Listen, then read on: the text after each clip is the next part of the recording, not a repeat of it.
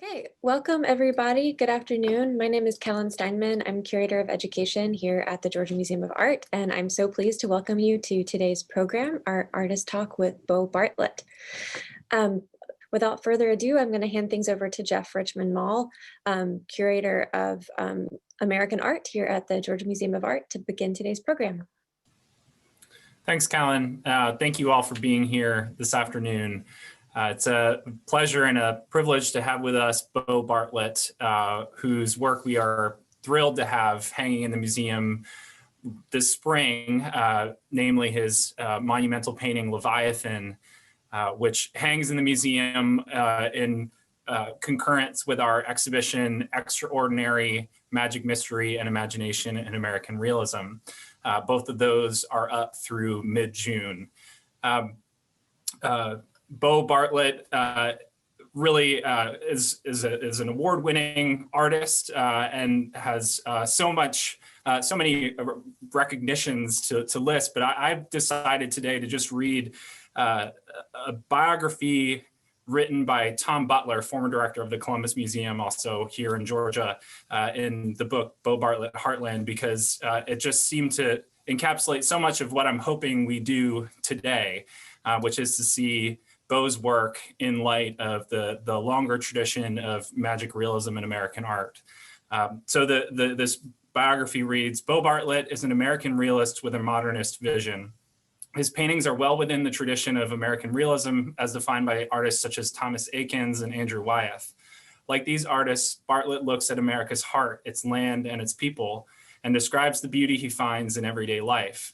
His paintings celebrate the underlying epic nature of the commonplace and the personal significance of the extraordinary.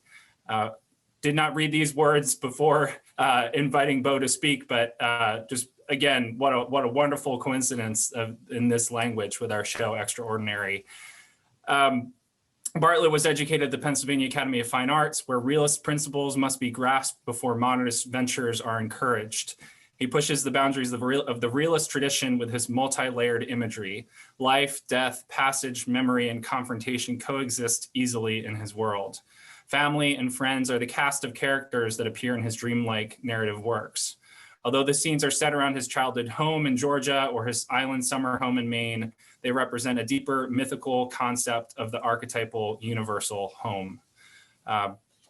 So with that introduction, I'd like to welcome Bo Bartlett to speak with us about his work and again, how his work intersects with paintings that are on view right now in Extraordinary, and how his work again relates to this broader notion of magic realism in American art. So welcome, Bo. Hey, Jeffrey, thank you. Thanks for having me today. Can you hear me okay? Yes. Okay, great, thanks. Happy to be here and honored, and Kellen, thank you as well. And thank Bill Island and GMOA for having me and inviting me.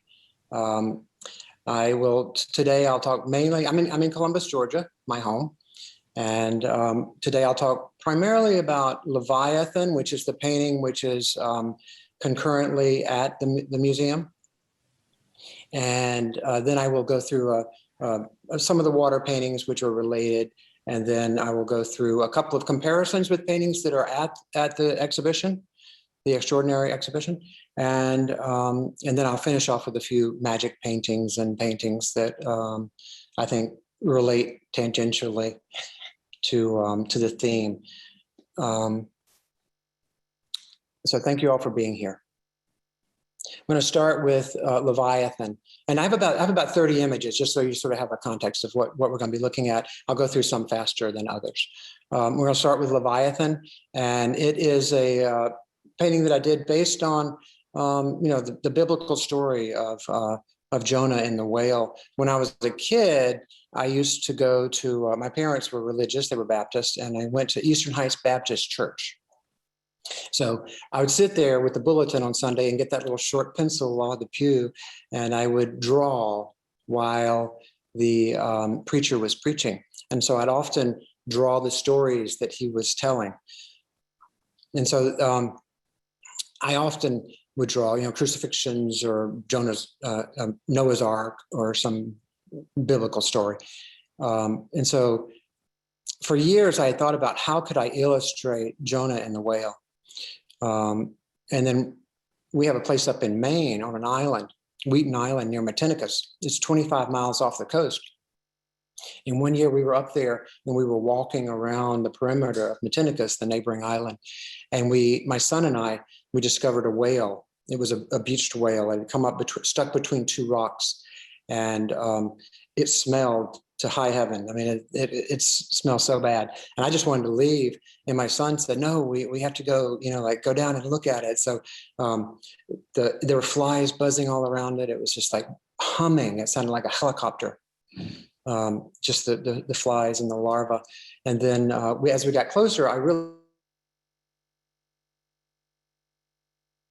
and at that moment, when I first saw that, the skin and blubber pulled back away from the head of the whale, just because of aging in the surf and the tide, I realized the way that I could do the painting that I'd been thinking about for years, because I hadn't figured out how to do them inside the whale and also show the outside of the whale. So in this instance, it was the moment that we discovered the whale on the rocks. But what I did was I peopled it with people from my family. So a lot of my paintings have 5 figures in them. There were 5 figures in my family growing up, 5 family members, 5 family members in my married life. And so this is, you see the 5 figures here. I'm the guy with the V, the Virginia shirt. That V came in late, actually. I was working on the painting for a long time, and I wound up with that figure sort of looking away.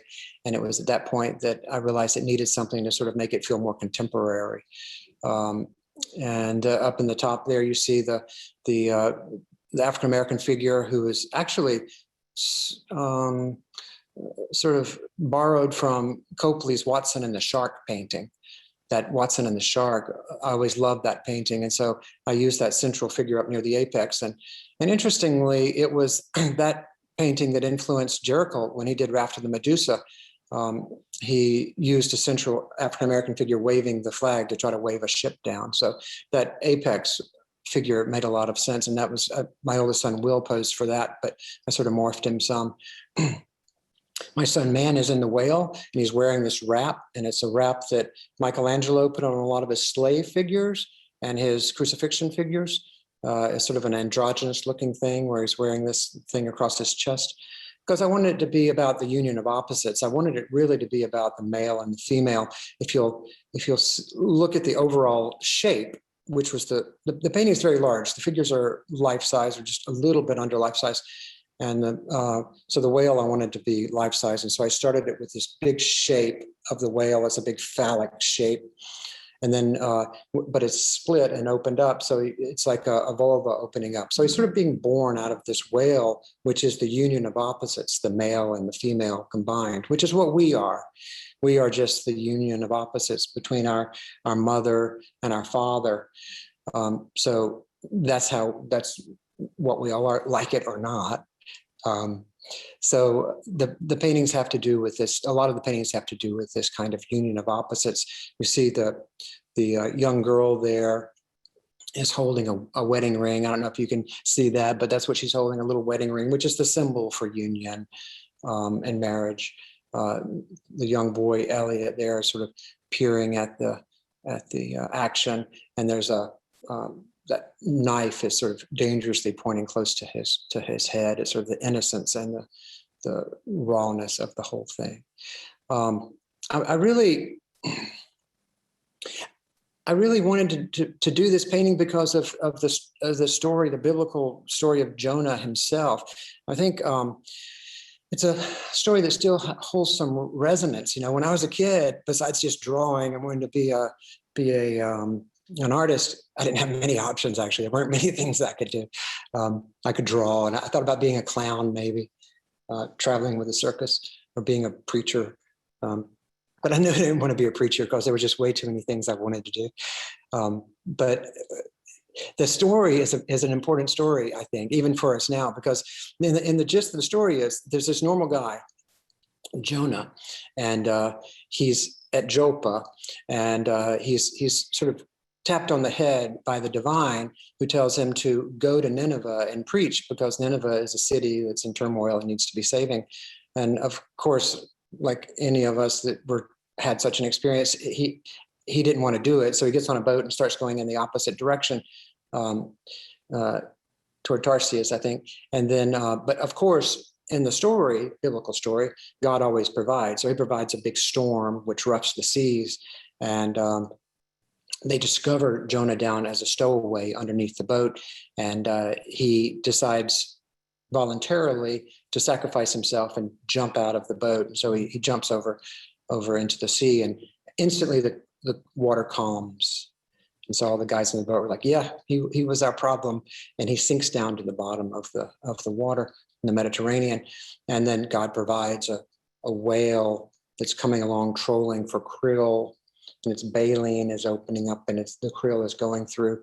And then all of a sudden he opens his mouth real wide and sucks Jonah into his throat or belly or something, and it sort of gets stuck in there. And that's a beautiful chapter. It's actually the second chapter of Jonah, where Jonah's in the whale, and he's not like lamenting at that point. He's not saying like, why me or anything. He's just, it's a prayer of praise, of like, or thanksgiving, thanks, I had a great life, and thanks for everything. And then at that moment though, God provides the gag reflex in the whale, and the whale yaks him up onto the shore, onto the beach. And so he's like a wet dog, standing on the beach, just shaking the whale yak off of him. And then he says, well, I guess I'll go to Nineveh now, That's sort of like where the story ends, if you ever hear it preached about in church. But then actually, that's when it starts to get interesting, because what he does is he goes to Nineveh, and he stands on the street corner, sort of like a homeless guy. And he's standing out there with nothing, still covered in dried whale yak. And he's saying, change your ways. He doesn't know what to say. He's just a normal person. Put on sackcloth. Like, stop being lewd. He's just like, saying this stuff. And then all of a sudden, though, the mayor of Nineveh is going by in a like a little carriage, and she actually, the mayor is a female, and she's in there, and she opens a little red curtain, and she hears this guy out there saying, change your ways, Nineveh needs to change, and put on sackcloth and fast and be nice to your neighbor. And she says, these are good ideas. This is what we need to do. So she sets out a decree. Back then, mayors could just set out decrees. And she set out a decree for everybody to be nice to the neighbor, and to fast and change their ways, and to stop being rude and lewd and whatever the problems of Nineveh were at the day. Stop being capitalist pigs, probably. And so he said these things, and she said them to the community, and everybody got along with the program. Wore the same Kroger sack kind of thing, and burlap bags, and they fasted and prayed and were nice to one another. And all of a sudden, the city was changed, just like that, saved. The city was saved, and Jonah had done his job. He goes out to the outer edge of the city, and he's sitting out there, and he's thinking. This is the fourth chapter. It's really actually a wonderful little short chapter, and he's sitting there, and he's thinking, okay, I did my job, but the city's saved, And he's sitting there on a piece of cardboard, like that. And then the sun starts to beat down on his head, and he starts to get hot. He starts to think about, wait a second, like, I came all this way, and I did this job I was supposed to do, and like, what's in this for me, And then all of a sudden, God provides like an elephant tree plant to quickly grow up, like Jack and the Beanstalk, over his head and provide some shade. He's like, oh, that's better. Stay with me. It gets good. Then he lays down in the shade, and then God provides a little, like a cocoon caterpillar thing to climb up and start eating holes in the elephant tree foliage, shading him. And then sun starts beating through those holes, those little wormholes, onto his head again. He's hot. He's miserable. It's midday, and he stands up like Cool Hand Luke and Cool Hand Luke. And he stands up and he says, looks up to the sky and he says, like, why me? Like, I did what I was supposed to do. Why am I so miserable? God speaks to him for the second time. And God said, this didn't have anything to do with you. Never had anything to do with you. I just wanted to save the city. So the story, I think, is about growing into a more holistic way of thinking. So we grow out of our egos. Like we just act almost all the time for our ego. What's in this for us? What's in this for me? So, but the story is about overcoming that, to my mind, and thinking more holistically, like what can we do to save the whole system? Or what can we do to help the whole system in every action that we take? So in my version of the story, the whale's gag reflex didn't work so well. And so it was washed up on the beach, just like the beached whale that we found down in Maine. And so someone was walking on the beach, saw the whale's belly sort of throbbing, and they've slit it open. It takes a village. They're all helping get the guy out. They're all working on it together. And we're not sure if he's alive or dead. He's sort of half alive. He's like Schrodinger's cat, but in a whale, and he's a man. Like that, I think. The next slide actually shows him. Let's go next. Yeah. So this is a painting that I did of man. It was a study for the painting, and it's just called Jonah. So here he is, what basically would be before the whale came along and sucked him up.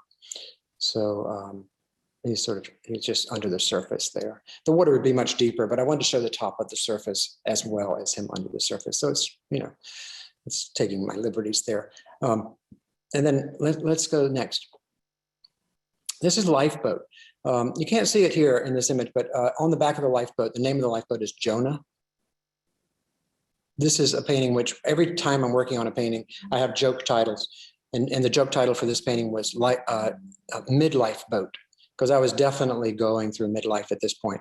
And so I was trying hard to do all I could. I think this guy's going out, he's trying to save somebody. It's distressed. It's a lifeboat. So he's a lifeguard and he's going out to try to save someone.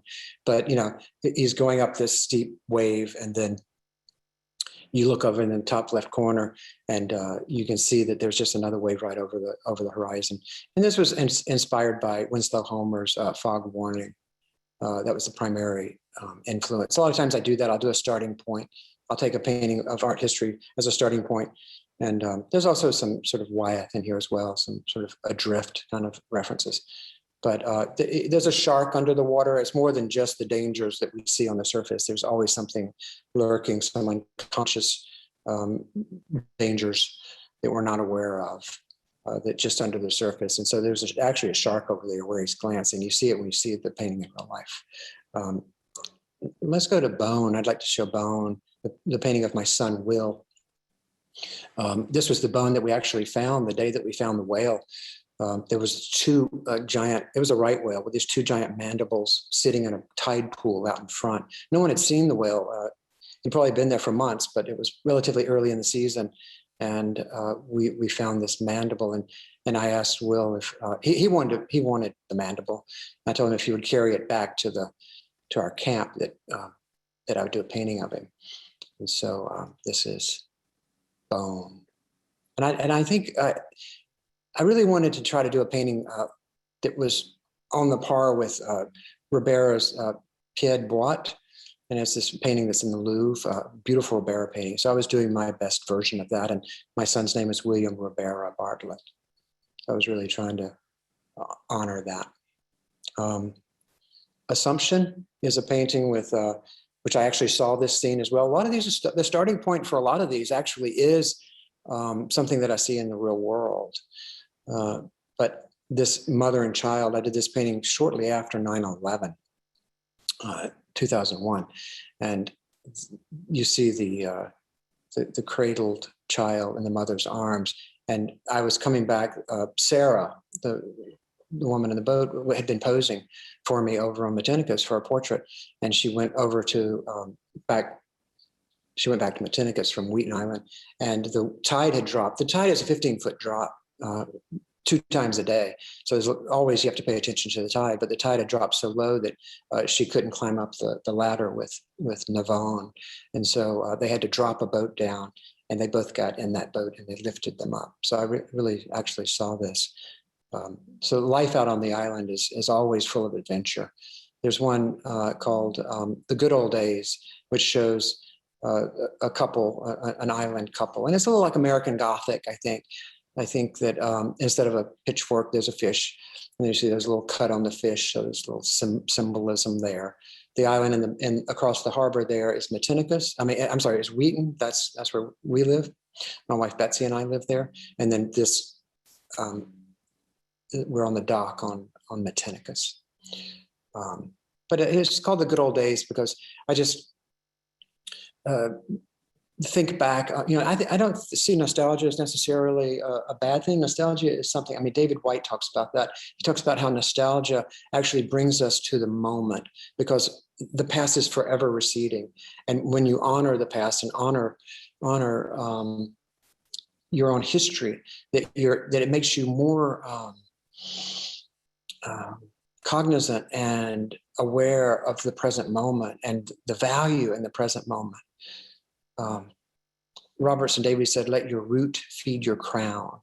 And I think what that means is to let everything that you are, everything that all of your experiences flow through you and flow like roots down in the ground, flow up through the trunk of your tree, through the limbs of yourself, and be the foliage and the leaves, and the flowering that you share with the world. So let your root feed your crown, means let everything that you've, your DNA, your family history, and your own experiences be the thing that you share with the world. And that way, whatever you do, regardless of what those experiences are, will be true. It'll be true to your experience. There's a recent one here that I did called Matinicus. I did this painting just last summer.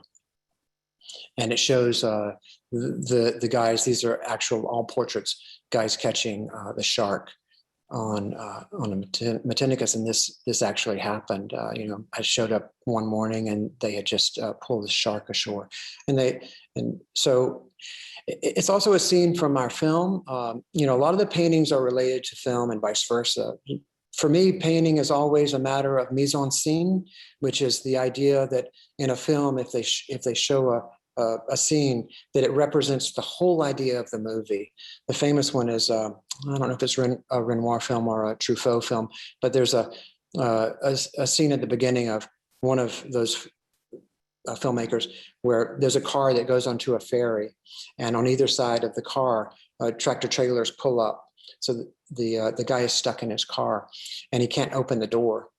Well, the reason that's a mise en scene is because it turns out that he's trapped in his marriage and he can't get out of his marriage. And so it represents the whole idea of the film. And what I try to do in my paintings is to do paintings that represent the whole idea that I'm working with, of feeling how I'm feeling in my life at that moment. So this one is a story which is told in the film Things Don't Stay Fixed, where the main character says, where did all that life go? So when you have this big, giant, powerful thing that once has succumbed and it no longer has life, you question, where did all of that life go? And there's a painting just of the shark as well. Where did all that life go?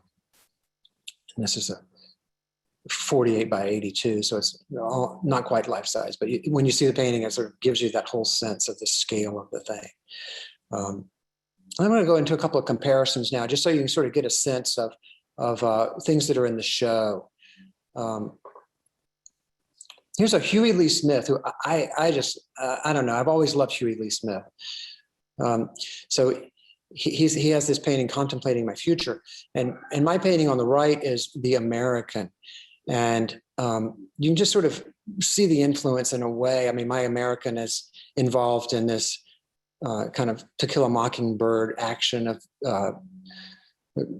pointing a gun towards something we can't see. You know, in the story, it's the dog, but in my case, I put it so that it's like this always this other. It's always this enemy out there that we're always trying to protect ourselves against. So the American with his suit on and his gun, trying to protect us or protect his home or his family. And but I was so influenced by the light when I was coming along when I was young of Huey Lee Smith, and he's of that tradition in the 50s where Stump Fig and Ben Kamahira, all the Pennsylvania painters had a very similar kind of touch and feel, but there was always something very magical and mysterious about his paintings in particular. Let's go to another one of another comparison. Andrew Wyatt painted Christmas Morning in 1944 after seeing the Magic Realism show in New York. He came back. He'd seen Holbrook Carter's The Lady of Shalott, and also this painting by Alexander Hogue in that exhibition. And so, you know, Andy was at the time was doing. I became good friends with Andrew as we later in life, and you know, at the time he was doing more like John Marin kind of watercolor kinds of things. But that exhibition really affected his trajectory. He was still in his 20s, and that exhibition gave him it showed him a window, a way through how to have more surrealistic type. And that show happened at MoMA, allowed him to be able to think, well, you know, it can be respected if I do this kind of work. So Christian Sanderson's mom had passed away, and so that's her. And he sort of combined her and put her into the landscape. If you've ever seen The Lady of Shalott by Holbrook Carter, you'll see how related that was, this painting is, to that painting. And then the woman becoming the landscape herself, and the Andre Hogue painting. Let's go to another comparison. Cadmus, Paul Cadmus, and my painting Sleeper Awake. The Cadmus painting, you can really see the eroticism and the male figure, and then the sleeping woman. This is a homage to E.M. Forster. My painting is owned by M. Night Shyamalan. He bought it in an exhibition in Pennsylvania, and it's sort of, again, has a little bit of a surrealistic aspect in the sense that there's this ladder that's being held up by nothing. We can't see what it's being held up by. And it's a kind of Jacob's Dream, another Ribera reference because of the fantastic painting by Giuseppe de Ribera of the ladder. So let's go to the next one, which is Henry Billings. This, I mean, there are two Henry. We're going to show two Henry Billings here, and I wasn't familiar with this painting. I wasn't that familiar with Henry Billings actually. So it was a thrill for me when I got the catalog from Jeffrey to see this painting. I'm guessing that the original influence for this painting and the next one that we'll show are both from Louis Buñuel's film Age of Gold, and we'll talk about it more with the next one. But my painting At the Base of Liberty, I just found a little uncanny how it's sort of related, where you have the brick wall. You have, for mine, you don't see the whole statue, you don't see the sculpture, but there's an actual the base of the Statue of Liberty. So this is happening out on the island, where the Statue of Liberty is. And then there's an arrest going on, an arrest taking place in the foreground, and some action has already happened. I actually stole that pointing figure from a Tarkovsky film, I think Andrei Rublev, if I'm not mistaken. But I find it interesting how these themes can coexist completely. I mean, I had no idea about this painting. I'd never seen this, but I love how the elements are so similar. Let's go to the next Henry Billings pairing. This is another one, and there's just a black and white photo of it, but because the location is unknown. But this is one where if you've ever watched Buñuel's film, L'Age d'Or, or the Age of Gold, Golden Age, or the Age of Gold, you'll see that there's two characters in fedoras that are leading this main character away. And that was when I had traveled around the world, and 2004, and seen a Buñuel retrospective at in Madrid, and I sat and watched all the films, and so that I decided at that point to do my version of it with En Matin, with the two characters leading this woman away that's in a straitjacket. But again, seems like that would have been the influence, but I think we both have the same influence, which is Buñuel. Let's go to another. So on the left is William Lester. This painting's in the show, and I wasn't familiar with this painting at all. I think that Andrew Wyatt saw this for sure, because Andrew Wyatt started doing sort of stakes in the ground with looked like scarecrows in fields after the Magic Realism exhibition at MoMA. So my painting is for Matthew Shepard, and so I just thought it was an interesting pairing, the way the Matthew Shepard was the gay college student that was killed out west. And so in my painting, a piece of cloth or rag has caught on the fence line, on the barbed wire fence line, and it's just flapping in the wind. And I see it as, when you travel west, you see this kind of thing a lot. And I always see them, and they feel like spirits, or like Indian, Native American spirits dancing in the wind or something. But I just wanted to do that painting to sort of pay an homage to Matthew Shepard. And next, here's Andrew Wyatt's James Loper. James Loper lived there at the corner of Chadds Ford. Andy painted Adam Johnson and Vivian Winslow, quite a few people in that area. Eventually, I wound up painting the Kerners, Carl Kerner and Helga. But at the time when he was younger, he was painting a lot of the African-American inhabitants there at a little area called Little Africa, the Octagonal Church. And so this is a very strange painting where you barely see the portrait of James. He did others of him, but this one where the scythe, scythe is sort of resting above his head, sticking off this roof, is just such a surreal thing. My painting Empire, I was aware of this painting, but my painting Empire references a sort of global situation, and with that scythe to about America sort of looking out, sort of very Road Warrior inspired, looking out, thinking, what am I going to conquer next? What's left to conquer, kind of thing. So Andy painted in his own backyard. He always, he lived in Chadds Ford and grew up there along the Brandywine River. And he, what he said to me was, you have to be ingrown to be any good, And so he painted what he knew. He painted his backyard, but because of the way he saw and the way he painted, he was able to transform that into a larger context, into the universal. So from the microcosm to the macrocosm. And I'm here in my painting, I'm thinking like using a soldier who's a friend, someone that posed on Wheaton Island for me, but putting him in the context of like a breakdown of what's going on in the world, like the struggles of all the nations. Let's go next. So here's the last of these pairings, I think. And this is Andrew Wyatt's Young America. I knew this painting very well from the Pennsylvania Academy. They have it there.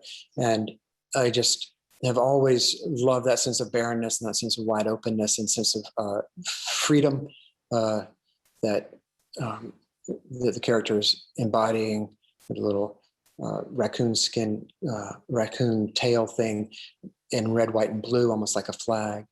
And then my painting from 2018 of Homeless, where one of the, Anthony, one of the fellows that we work with in the homeless program, where we work with him and have art class, he posed for me on this bike. And just that sense of still a sense of hope and change and possibility.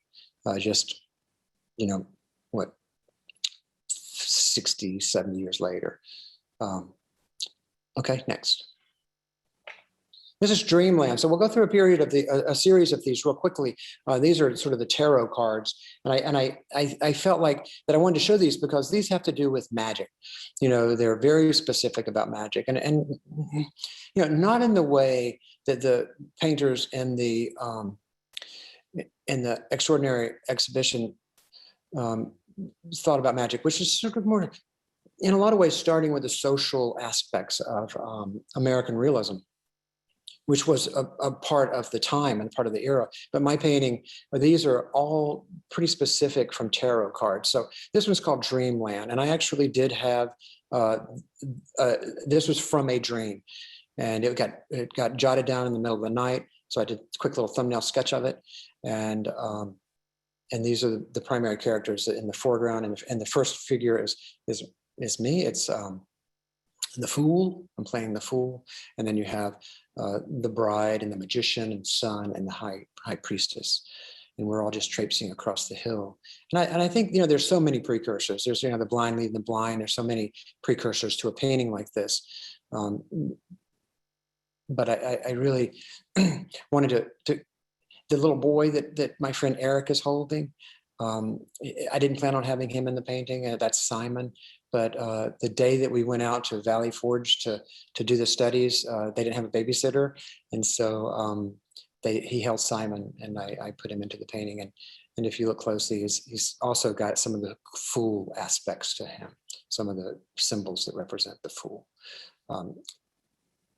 Let's go to the next image. And this is a recent painting called The Thin Veil. And I haven't exhibited this yet. This will be in New York in May, at my show in May.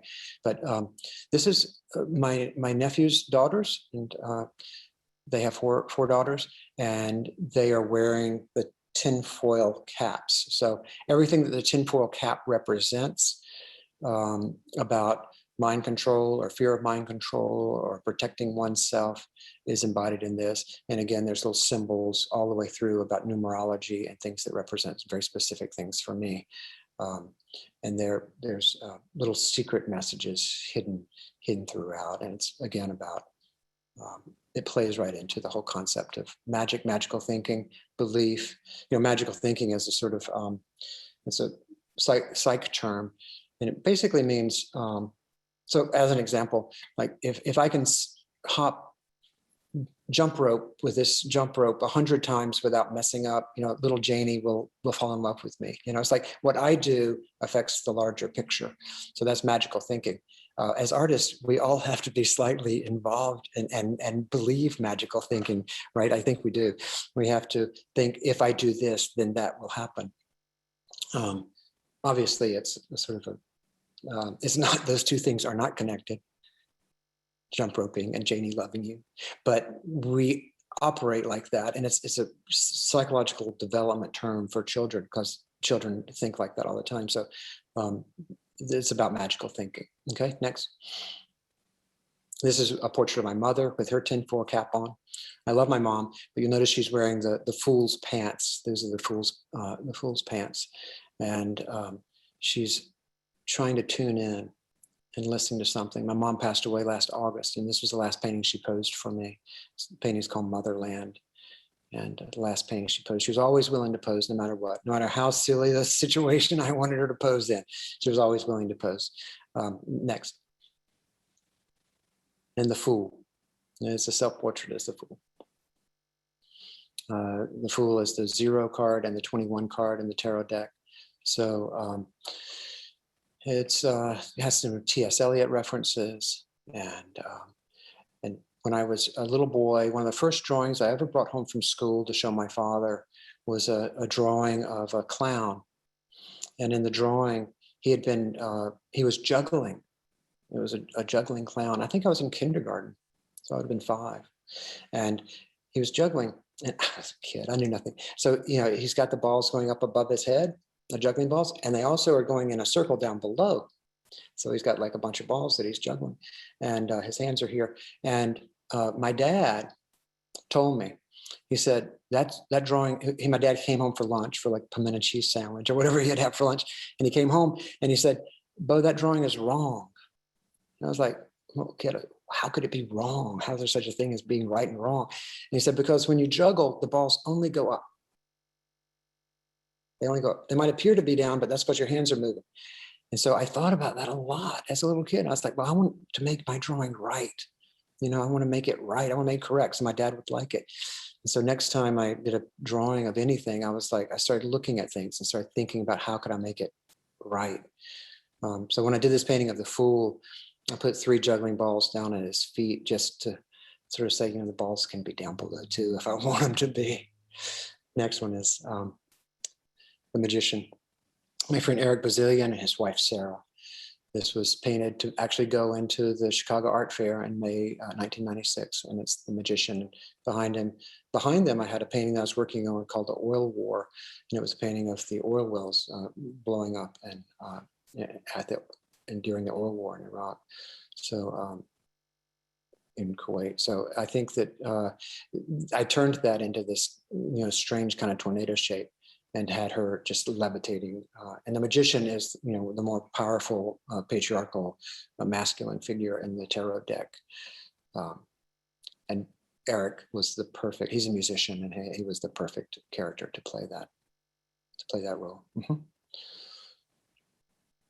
Next is, this painting is in the Columbus Museum, and it is Homecoming, painted in 1995. And I just wanted to show a few here that have to do with the magic in everyday life. I mean, I showed this painting in New York City in 1995, and people had no idea what it was. They thought that it was just like crazy.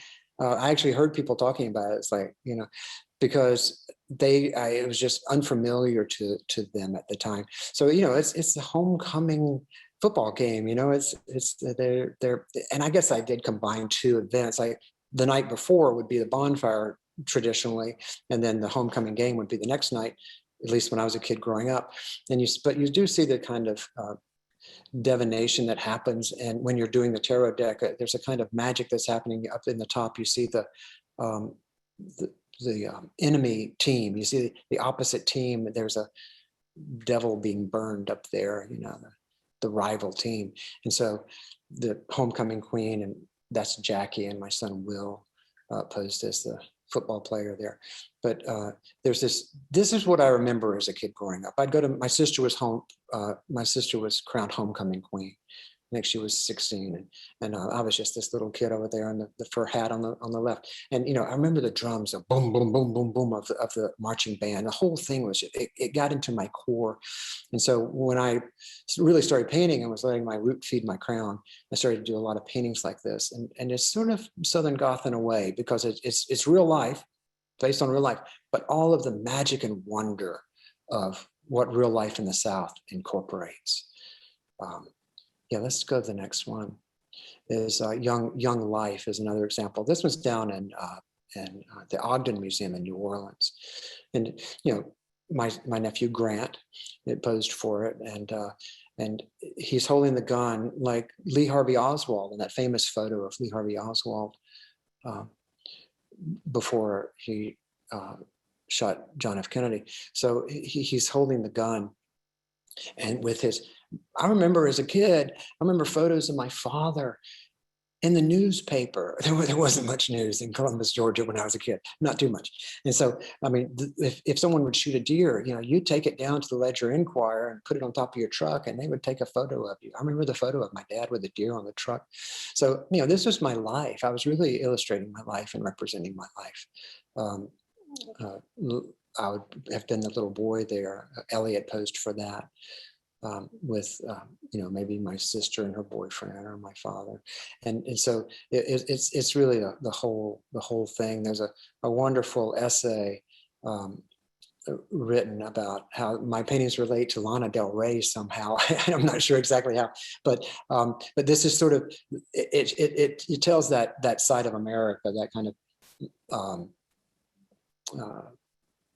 Americana, and the magic and wonder of Americana. A couple more here. There's North Country. Betsy, again, is sort of a magical, there's a circus back there, or a fair back there, and it's a self-portrait as a horse. And Betsy has gotten on and decided that, you know, we need to probably, for the good of all, get out of here. So she's sort of stealing me away from the fair or the circus down there. It's really a kind of surreal, magical thing with a self-portrait as a horse. North Country. Mm-hmm. And then The Cruel Fair, The Cruel Fair is a takeoff and a version of a phrase by Shakespeare, fair cruelty, which has to do with, and I had just had a pituitary tumor surgery, and so I'd had some brain surgery, and I did several self-portraits as scarecrows, again referencing Wyatt, and the Wizard of Oz. A lot of the paintings have a Wizard of Oz reference, and so if I only had a brain. And so this is Betsy asleep in front of the scarecrow, and the fair is going on behind her, the Cruel Fair. It's about love. And then America. And again, my nephew's children pose for this. And just this cookie cutter houses and the smoke rising from some, tragedy or from some industrialization. And this wonderful girl who's sort of flying up in the air, and then the gravity is just at that point where she's weightless for that 1 millisecond before she comes back down and swings again, and the father, the strong hand of the father pushing her. So there's this kind of magic in real life, is the wonder of the commonplace. There's a recent painting called The Crowd Scene, and this will be in my show in New York. And this is a scene from the film Things Don't Stay Fixed, our feature film, which you can find. It's out there on most platforms, streaming platforms. So it just came out, brand new film, Things Don't Stay Fixed. And this scene is basically a still. We talk about mise en scene. This is it. This is the moment where everyone's looking out. And isn't this what we do all the time? We're all like, oh my God, what's the latest tragedy? Like, what's happening now? And we watch with Schadenfreude as we are, glad it's not me. So here we all are. We're all lined up, all different races and ages and genders, and we're experiencing this thing, and there's the caution tape, and it's a little like a James Ensor in a way. I think there's some little moments of surrealism up on the top left there. It's like one of the characters is almost like a skull head, but it's like a Jesus entering Brussels, kind of thing. It's like people watching this event unfold, and it's almost like crucifixions. I think it's like you see the telephone poles become like something else almost. So it's a crowd scene, but it's from the film Things Don't Stay Fixed. It's the dam scene on Things Don't Stay Fixed, so the climax of the film. And these are the last two, Goddess from 1997 and God from 1990. I like to think that I try to paint larger than I can reach, both literally and figuratively. So I try to stretch myself, because the purpose of art is to wake us up. The purpose of art is to learn and to grow for all of us. And so just, not just for the artist, but because it's continuing ed always. That's, you're learning. Every time you take on a subject, you learn it, and you learn from it. And so Goddess is the archetypal mother figure. And these paintings are really tall. It's like, 12 feet tall or something. And so when you stand in front of it, you suddenly, you're looking up at it like you've just been born, out of this fabric of the earth, much like the Wyeths and the earlier paintings we showed, where the fabric of the earth is the landscape, is the patchwork quilts of the farmland of the Midwest. And, but you're looking up at her like, she's the great big mother head. And she was a companion. I painted her as the companion for the God painting, which I painted in 1990. And this image of this almost androgynous model posing out is about the mystery of what it means to be alive, and the mystery of the feeling of what it means to be alive, and all of the unknowing, and all the ineffable, and all of the wonder.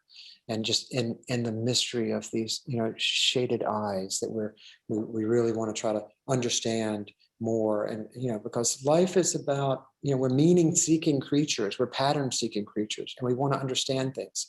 And so, you do a painting like this, and you're deeply ensconced in trying to understand the greater mysteries of life. And I think maybe that's what I've got for you, but there's a Q&A, so stick around, and I'm happy to answer. Jeffrey? Well, Bo, thank you so much. I have questions for you, but I know we already have a lot of questions in the Q&A, so I really just wanted to make a couple quick comments, because I think what you've shared today hits on so many important themes in the exhibition. Some of them you've already commented on, but I mean, I think we're seeing how with your reference to cinema and your own studies in film sort of earlier in your career, but also your work on this this feature film that's recently come out, Things Don't Stay Fixed, with Betsy, Evie. I think we're seeing the role of film in fine art, both in your work and also within magic realism as a earlier tradition. We had a faculty panel a couple weeks ago with Richard Newport, who's in film studies at UGA, talking about one of the works in the show from this perspective of cinema and early animation. So just a great link there. You also talked about sort of Southern tradition and the Southern Gothic, magic realism in literature, and how we see magic realism as really this interdisciplinary phenomenon that touches not just on fine art, but also in these much larger traditions of literature. So thank you for pointing that out. And then really the last thing I'll say, which, you know, we sort of began this whole talk with a prophet, with Jonah, and the way in which, you know, one of the things I wanted to highlight in Extraordinary is really the prophetic nature of this genre, how and not prophetic. I'm sort of borrowing this from Lincoln Kirstein, who was one of the organizers of that 1943 exhibition at the Museum of Modern Art, where magic realism becomes a term now being applied to American art. But Kirstein then organizes another series of exhibitions later on that he calls symbolic realism, which I wonder, you know, if that could be applied to your work. But he talks about this tradition of prophecy in American realism, and how prophecy, not in the sense of predicting the future, prophecy as prediction, but prophecy as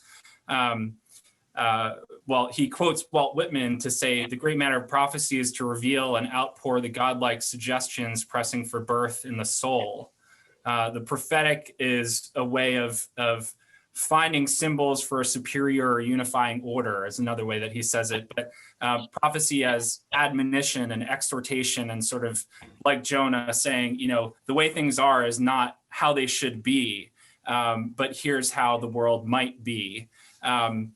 And so I think, you know, in all those ways, everything you've shared just dovetails so nicely with so much else in this project. So thank you for that. Rather than if you wanted to respond to any of that, that's fine. Yeah, quickly, you know, Joseph Campbell said the artists are the prophets, you know, not to raise ourselves up on some higher plane or level, but I think what that means is that there's a certain responsibility when you're given total freedom, which artists have. You know, that we have a responsibility, and part of that responsibility is not just, you know, to sort of fulfill what we want to make, which is, you know, making the stuff we want to see in the world, but it's also, you know, how does it relate to the larger whole? And Susie Goblick's book, The Reenchantment of Art, discusses that. You know, it's like art can no longer just be, you know, art for art's sake. Art has to be a version of social practice, if that's the term you want to use, where we're relating to making this world a better place. Yeah. Well, I want to get to some of these questions in the Q&A, and I'll also say that I know we exceeded our 100 participant number, so there might be some folks watching this on YouTube. If you have any questions, put that in the comment section of the live stream, and we have people from the museum who are monitoring that and who can send your questions over to Zoom. One of the, actually a question that sort of comes up twice from two different people is noting that in your backgrounds, there's always something burning in the distance. And oftentimes you have these very flat landscapes with smoking fires. What's the meaning behind that? Well, everything is multi-layered, so everything means multiple things. But I mean, just on the surface, I think it's like fuzzy action at a distance. There's definitely something happening, something else happening over the horizon. When you're a kid, I mean, when I was a kid, there was a big field behind our house. It originally had been a forest, but at some point they tore the trees down. It was just a big field. And that's the field of my play. That's the field where I grew up playing and where I still paint. And that's where I exist. And that's where a lot of the scenes take place in this place that's no longer there, because now there is a Piggly Wiggly there, and now there's a bunch of apartments there. But in my mind, it's still, that's where right in my own backyard is where I create the subjects. And, we would burn that field as a kid. My brother and I would flicking matches, and all of a sudden the whole field would be burning and we would have to run in and call the fire department. We'd try to beat it out with our shirts first, but to no avail. And then we'd call the fire department and go and watch through the window as they would put it out. And this was not an irregular occurrence. This happened way too often. We weren't, pyromaniacs or anything, but we did play with fire. But that said, I think that it always suggests that there's some other drama taking place nearby. I'm showing one drama. I'm showing one particular psychological, personal, historic drama. But know that it's just one of many dramas, and others, there's hints of others happening across the horizon. Another question. So the question is, do these paintings change for you over time, their meaning or symbolism? Yeah, that's a great question. That's a really good question, because our job as artists is to try to understand every possible interpretation of something that we're doing. You don't want to be doing something when you don't understand the symbolism or the meaning of it. So that's why I have a sketchbook with lots of ideas always growing, because I don't want to start a painting until I basically have a handle on knowing what it's about and how it might be interpreted. But we can only do that from the past. All previous pieces of art, all previous concepts and ideas. But when you get up to the moment, you don't know what the future holds, and you don't know how things are going to be interpreted. So you can do all your homework and understand your own psychology and history and the history of art and how that relates to the symbiology or the signage that you use in your work. But you don't know what's going to happen in the future. So that's where we always have to sort of put it in context, like what was happening at the time that work was being created, so you can have a better understanding of how the artist is interpreting the world around him, or how woke or unwoke they are, depending on how woke or unwoke the whole culture or civilization was at the time. I don't know if that answers the question, but they change. Yeah, I mean, if I put a red hat on a guy in 1985, and I look at that painting now, I think that's a red baseball cap. That means something different than it did when I painted it. It's a perfect example of, we don't know what things are going to mean in the future. Because things keep changing and evolving, and meanings keep getting applied to things. So, and that's the title of the movie, right? Things don't stay fixed. Exactly, things don't stay fixed. Exactly. Yeah. I guess another question is, before I approached you about showing Leviathan here in Athens, in conjunction with the exhibition, had you ever thought about yourself as a magic realist? Yeah, Jeffrey, I don't know many artists that label themselves. I mean, there might be some that want to fit into a certain category. I love American Realism, and I certainly honor that tradition. I know I grew up loving surrealism, and I was very familiar with magic realism as it pertains to people like Wyatt and others. But I prefer to leave that up to you guys to do the labeling. Everybody has a job, and I have my little job to make my paintings, and you guys have your jobs to make sense out of it all, or how it relates to everything else.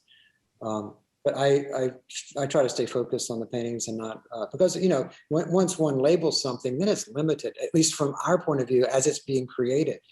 After the fact, one can go back and do that. But at this moment, the last thing I want to do is name something and limit it. So I keep it just swirling around in the wonder of creativity and letting it unfold as it wants to unfold. Well, I think that's a great way to leave things this afternoon. So thank you so much for being with us and for sharing your work and sharing in the show and this project. And I just encourage everyone who's watching, if you're able to make it to Athens, come see Leviathan, come see Extraordinary. As I said, it'll be up through mid-June. We're open Thursday through Sundays, and you just need a free reservation to come visit us. Pick up the book. It's a great book you wrote. Thank you. Thank you so much. Well, and as Bo also mentioned, he has a show in New York that's opening at the end of the spring. So stay tuned for news about that as well. And we look forward to seeing you all at future programs at the museum. We've got a lecture coming up in mid-April with Angela Miller from Washington University in St. Louis, talking about Lincoln Kirstein and his circle, speaking of Kirstein. So please join us for that as well.